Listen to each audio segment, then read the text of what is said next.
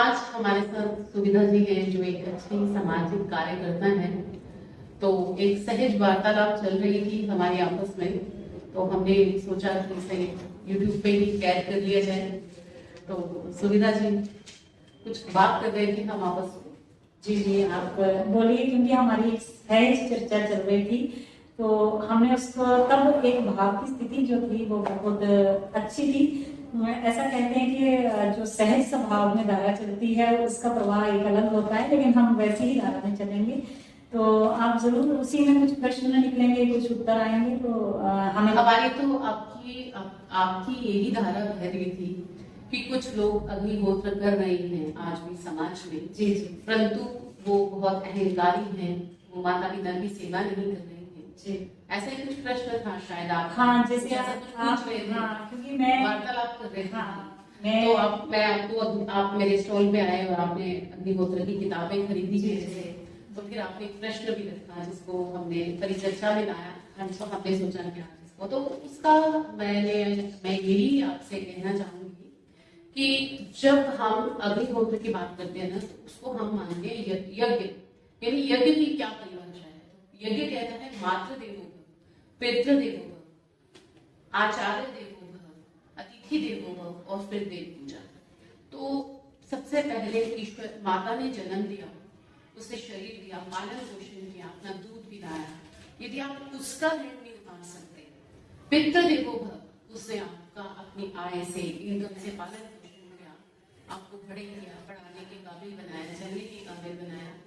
अगर आप उसका आदर मान सम्मान नहीं कर सकते, और फिर गुरुदेव भव, आचार्य, दो तरह के गुरु होते हैं, भौतिक और आध्यात्मिक। हमें दोनों का ही सम्मान करना चाहिए। एक हमें आजीविका देने का साधन करते हैं और एक हमें जीवन यापन यानी क्रियामान कर्म में हमें क्या जोड़ना है उसके लिए हमें बताते हैं। और फिर अतिथि जो एक वेद का ज्ञाता हो, तो अगर हम उसका भी सम्मान नहीं कर सकते, तो फिर देव पूजा में भी सम्मान ईश्वर का हम करेंगे, तो मुझे नहीं लगता कि ईश्वर उसे पसंद करेंगे। क्योंकि उसने कहा कि गुरुजी कहते हैं, मेरे गुरुजी स्वामी रामस्वरूप योगाचार्य जी हैं, तो वो ये कहते हैं कि यदि आप अपने मतलब एहसान फरामोशी दुनिया में सबसे बड़ा पाप है, तो आपने पहले ही 4 पाप कर लिए और फिर अग्निहोत्र का क्या औचित्य रह गया? हाँ, वातावरण को आपने शुद्ध किया, वो आपको एक पुण्य मिल सकता है। वातावरण का जो प्रकृति का ऋण था वो खत्म किया, वो थोड़ा पुण्य मिल सकता है। अन्यथा ईश्वर शेखी खोरों को तो कभी पसंद नहीं करता, ये कहा ही जाता है, अहंकारी को पसंद नहीं करता। और दूसरी बात ये है कि अग्निहोत्र का पूरा पुण्य, यज्ञ का पूरा पुण्य लेने के लिए हमें माता पिता गुरु अतिथि इन सबकी सेवा करना। जी, मैं आपके ये प्रश्न हमारा कहाँ से पैदा हुआ था, जैसे वो भी क्योंकि हमने डायरेक्ट यहाँ से चर्चा शुरू की, तो जो दर्शक देखने वाले होंगे उनको भी हम बता दें कि ये कहाँ से प्रश्न पैदा हुआ। कि मैं मैडम के स्टॉल पे आई थी और ये वेदास का ही सारा इन्होंने करते हैं, वेदास की बुक्स के ऊपर ये कर रहे हैं काम। ये मैम प्रोफेसर थी पहले और अब रिटायर्ड हैं। तो ये रिसर्च भी मैं कह सकती हूँ करते हैं और काफी हद तक ये परिपक्व हो चुकी हैं वेदास के ऊपर रिसर्च करते करते। ये तो गुरुजी ज्यादा परिपक्व है, हमें ज्ञान मिला फिर भी स्वामी रामस्वरूप योगाचार्य जी, परंतु उनका जो अंश मात्र हमने ज्ञान लिया जी, उसका अब गुरु शिष्यों का ये कर्तव्य है कि गुरु से ज्ञान लेकर। तो ये हमारा प्रश्न प्रकट हुआ था कि मैं बुक्स खरीदने आई और आपने पूरा हवन संविदा के ऊपर ही चर्चा की हमारे साथ। तो तब मेरा एक प्रश्न बना कि मैंने बहुत सारे, क्योंकि मैं सामाजिक कार्य करता हूँ, तो मैंने बहुत सारे ऐसे लोगों को देखा है कि जिनके घर कोई आ जाए तो चाय का कप भी वो नहीं पिला सकते, और जब वो हवन करते हैं तो शुद्ध देसी घी में शुद्ध सारी चीजें लेके हवन करते हैं। तो मेरा आपसे, क्योंकि आप एक्सपर्ट हो इन चीजों में, तो मेरा पूछना था कि हालांकि आत्मा को अच्छा हमें भी नहीं लगता, जब आत्मा को जो चीज अच्छी नहीं लगती है तो वो हमारे लिए गलत ही होती है, लेकिन फिर भी आप इस पर रिसर्च करते हो। तो मेरा प्रश्न बना कि क्या ऐसे लोगों के लिए फिर क्या गति होती है? तो देखिए, मैंने आपको पहले ही बोला कि ईश्वर ने प्रकृति का तो एक नियम बनाया है कि हम मलमूत्र का त्याग करते हैं, उससे कीटाणु फैलते हैं वातावरण में, और भी हम प्रकृति से बहुत कुछ लेते हैं, सूर्य की रोशनी लेते हैं, चंद्रमा की हमें चांदनी मिलती है जिससे फलों में रस आता है, फसलों में रस आता है, और हवा मिलती है, सब कुछ। लेकिन किया हुआ कर्म मिथ्या नहीं जाता। एक पुण्य तो उनको प्राप्त होगा ही कि जो उन्होंने प्रकृति का ऋण उतारा जी। परंतु देखिए, जो पाप और पुण्य वो कटते नहीं है। जहां आपने पाप किया आपको पाप भोगना है, जहां आपको पुण्य किया तो आपको पुण्य प्राप्त होगा। तो गति यही है कि जो उन्होंने पहले पाप चार कर लिए कि माता की सेवा नहीं की, पिता की सेवा नहीं की, गुरु का सम्मान नहीं किया, अतिथि को चाय का कप नहीं पूछा, तो वो तो वेदानुसार ईश्वर उनसे प्रसन्न नहीं है, क्योंकि उन्होंने ये भी चार देव मान लिए। तो आप इन चार देवों को नाराज करके पांचवें देव को मनाने चले हैं, तो एक प्रकृति का ऋण उतारा है, उसका पुण्य मिलेगा उन्हें, अन्यथा कोई नहीं। यहाँ हमारी बहुत सुंदर चर्चा हो रही थी कि जैसे इसी बात के आगे जैसे हम दर्शकों को बताएंगे कि हमारे बीच एक मैंने आप ही से बोला था कि जैसे गीता में अर्जुन जी ने कहा हुआ है कि भगवान आप मिले हुए से वचन कह रहे हो, हमें समझ में नहीं आ रहा कि आप एक तरफ जब पहले ये प्रश्न करने से पहले जब आपने ये समाधान दिया, उसके पहले मुझे जब ये चर्चा हो रही थी तो आपने बोला कि समिधा से सब पाप मुक्त हो सकते हैं। तो हमने बोला कि से नहीं, अग्निहोत्र से। तो उसमें मैंने ये भी आपके साथ जोड़ा कि मातृदेवो भव, पितृदेवो भव, आचार्य देवो भव, अतिथि देवो भव और फिर देव। ये मैं इसमें थोड़ा डिटेल में बताना चाहूंगी क्योंकि जो हमारे दर्शक इस समय देख रहे हैं वो हमारी पिछली बात को उन्होंने नहीं सुना होगा, तो वो ऑन कैमरा जो बात हो रही है उसी को देखेंगे। तो ये जो बात हुई थी, पहले आपने बोला था कि अग्निहोत्र सबके लिए बहुत जरूरी है, वो सभी अपने पापों का नाश करता है। तब हमने आपसे ये प्रश्न किया था कि जो ऋषि के साथ बैठकर, हाँ, जो इसमें एक डिफरेंस है, जो हम घर में यज्ञ करते अग्निहोत्र करते हैं वो हवन है, और जो हम एक ऋषि के साथ अग्निहोत्र करते हैं, जो योगी जन है, जिन्हें मोक्ष प्राप्त हो गया है, जो चार वेदों की ज्ञाता है, जिनके अंदर चार वेद से अन्यथा कोई बात करे तो कोई योगी नहीं हो सकता, क्योंकि योगी सदा वेद की ही बात करे। यदि हम अपने पुरातन काल में जाए ना तो हमारा देखेंगे राम कृष्ण को सब वेद की बात चलते थे। उनके राम के राज्य में चारों तरफ वेद जो थे मंत्र गूंजते रहते थे। तो वेद से अन्य हटकर जो वेद की बात ना करे वो योगी नहीं हो सकता। तो जो योगी के साथ बैठकर अग्निहोत्र करेगा वो यज्ञ बन गया, और उससे 810 पाप माफ होंगे और 33,000 पुण्य प्राप्त होंगे। ये वेद के वाक्य हैं। हाँ, ये बात हुई। जब मिले हुए से वचन से हमारा एक प्रश्न पैदा हुआ था, ये आपके बताने के बाद कि प्रभु कह रहे हैं कि जो भी अग्निहोत्र करेगा उसके पाप योगी ऋषि के पास अगर वो करता है एक यथावत तरीके से तो उसके पाप नष्ट हो सकते हैं।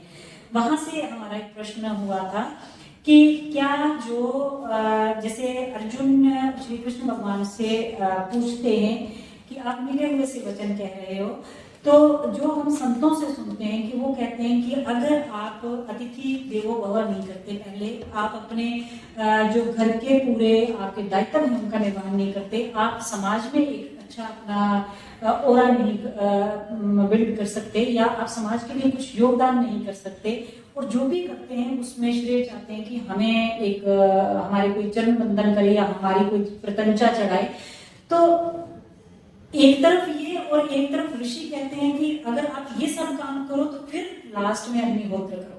हाँ, ये प्रश्न ये अग्निहोत्र तो तब अगर आप पूर्ण अपने मनुष्य जन्म मिला है मोक्ष प्राप्ति के लिए, ठीक है, कि हमें मोक्ष प्राप्त करना है, तो मोक्ष प्राप्ति के लिए यदि मनुष्य जन्म मिला है, अगर अब हमें देखना है हमारी डायरेक्शन क्या है। मनुष्य जो हमने ज्ञान अपने आचार्य से सुना, पुस्तकों में पढ़ा, वेदों से पाया कि मनुष्य जन्म सभी भोग योनियां हैं। एक मनुष्य योनि जो है वो कर्म योनि है, जिसमें हम अपने कर्मों का सुधार कर सकते हैं, अन्य योनियों में नहीं। तो आपका ये प्रश्न है कि जो बाकी वाली सेवा नहीं करेंगे तो अग्निहोत्र का उन्हें आप वही लेके संतों से हम यही सुनते हैं। तो इसके उपलक्ष्य में मैं यही कहना चाहूंगी कि राम ने करोड़ों यज्ञ किए, करोड़ों वर्ष तो वो जिंदा नहीं रहे ना, जैसा कि मैंने अपने आचार्य जी से भी सुना है कि वो करोड़ों वर्ष रहे, राम जी करोड़ों यज्ञ किए, करोड़ वर्ष वो जिंदा नहीं रहे। तो माता को जितनी बार आप पानी पिलाएं, खाना दें, उनके पाँव दबाएं या पिता की सेवा करें जितनी बार, तो वो एक यज्ञ बनता जाता है। ईश्वर ने बड़े आसान तरीके बनाए हैं यज्ञ के, परंतु मनुष्य जो है अपने स्वार्थवश मनुष्य वेदों को भूल गया ना, तो इसलिए स्वार्थी हो गया, अन्यथा लोग स्वार्थी नहीं थे, यहाँ परोपकारी थे। यहाँ पे एक और प्रश्न होता है, मुझे लगता है सुनने वालों के बहुत काम आने वाला है ये वीडियो। एक प्रश्न और होता है कि गीता में भगवान ये कह रहे हैं कि एक तो हो गया समिधा का हवन यज्ञ, ठीक है, जिसकी हम चर्चा कर रहे हैं आज। एक हो गया कि भगवान ने कहा है जप भी यज्ञ होता है, श्रवण भी यज्ञ होता है, अच्छा मनन भी यज्ञ होता है, एक माला का जप भी यज्ञ होता है। ये बहुत सारे किस्मों के यज्ञ हैं, तो आप इसमें से कौन सा यज्ञ श्रेष्ठ? देखिए, हमारे गुरु जी का एक भजन है, ओम जप ओम जप ओम जप तू प्राणी रे, तो उसमें एक लाइन आती है जो मुझे बहुत अच्छी लगती है, श्रवण मनन निध्यासन से तुम ईश्वर से जुड़ जाओ रे। श्रवण, सुनकर, सुनना क्या है, पहले सुनना क्या है, ऋषि की वाणी को सुनना है, ये भी एक किस्म का यज्ञ है, ये भी यज्ञ है, ठीक है। तो ऋषि की वाणी को सुनकर सिर्फ सुनना नहीं है या रटना नहीं है, उसको समझना है, ये भी यज्ञ है, ठीक है। ऋषि की वाणी को आपने सुना, उसको आचरण में लाया, मनन हो गया, उस पर मनन चिंतन किया कि गुरुजी ने बोला, सपोज हम एक लाइन ले लेते हैं कि मनुष्य जीवन मोक्ष प्राप्ति के लिए हुआ है, तो मुझे सचमुच वही कार्य करने चाहिए। यानी तेन यजुर्वेद का मंत्र है, ओम ईशावासम इदं सर्वम यत्किंच जगत्याम जगत तेन त्यक्तेन भुंजथा मा गृहस्वधनम। तो तेन त्यक्तेन भुंजथा की तरह मतलब त्याग पूर्वक भोगो, क्योंकि ये धन का लालच मत कर, ये धन किसी का भी नहीं हुआ। तो यदि हर माँ बचपन में अपने बच्चों को ये संस्कार दे दे कि बेटा माया के लालच में माया कमानी है, क्योंकि माया के बिना तुम कोई उत्तम कार्य भी नहीं कर सकते, जीवन यापन नहीं चला सकते, परंतु त्याग पूर्वक भोग करके कमानी है और ईश्वर का ध्यान रखना है। आपका टारगेट मोक्ष प्राप्ति होना चाहिए। 33,000 जन्मों की तपस्या के बाद कहीं एक ऋषि बनते हैं।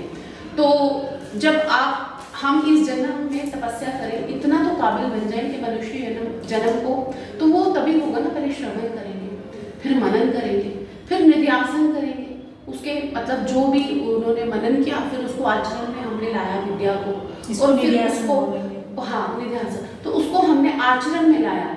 श्रवण मनन निध्यासन से तुम ईश्वर से जुड़ जाओ रे। ओम ये लाइए जरा, ये बुक पढ़िए ना, यहाँ रसना जरे, ये लाइए जी जी, आप बुक का नाम रेकमेंड कर दो। हाँ, ये रसना जरे, ये वेदों के ऊपर पुस्तक है, स्वामी जी की लिखी हुई। इसमें उन्होंने स्वयं के ही जो प्रश्न ये भजन है उन्होंने खुद ही लिखे हैं और खुद ही गाए हैं, और ये भजन आपको YouTube पे मिल जाएंगे। तो जैसे ओम जप रे, हाँ ओम के ऊपर मुझे लगता है ये बुक आप दिखा दो, दर्शक देख लेंगे, हम ओम के ऊपर थोड़ी चर्चा करना चाहेंगे। हाँ बिल्कुल बिल्कुल।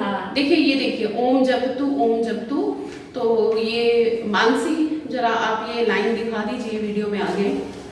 श्रवण मनन निध्यास, वेद श्रवण मनन से तुम, हाँ ये श्रवण मनन निध्यासन से तुम ईश्वर से जुड़ जाओ, ये आप दिखा दीजिए यहाँ पे। ये रेकमेंड कर दो ना आप दर्शकों को, ताकि अगर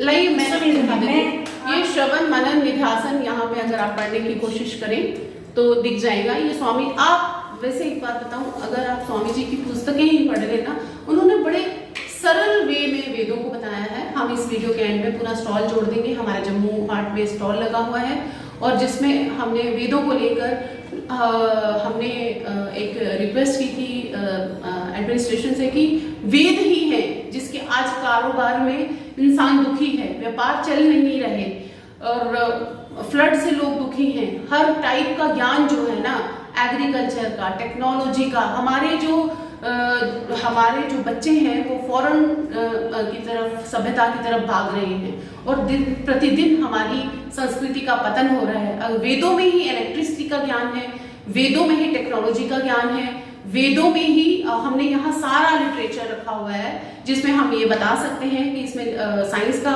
ये इलेक्ट्रिसिटी कौन से मंत्र से उसका ज्ञान आया, 1 2 3 4 का कौन से मंत्र से ज्ञान आया, मल्टीप्लिकेशन का कौन से मंत्र से ज्ञान आया, ताकि बच्चों को अवेयरनेस हो कि Vedas are so strong, why we are running after the western culture.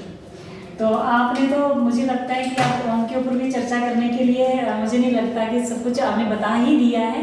तो बहुत अच्छा लगा आपसे मिलकर, और आप भी हमारी मुलाकात एक आज सहज स्वभाव से हुई है, तो हम चाहेंगे। धन्यवाद आपका, बहुत बहुत धन्यवाद। आपने ऐसे प्रश्नों पूछे और हम ये समाज के लिए भी एक बड़े कल्याणार्थ हेतु कार्य हुआ है, और मुझे लगता है कि हम ऐसे प्रश्न ऐसी परिचर्चा करते रहा करेंगे ताकि समाज का कल्याण हो।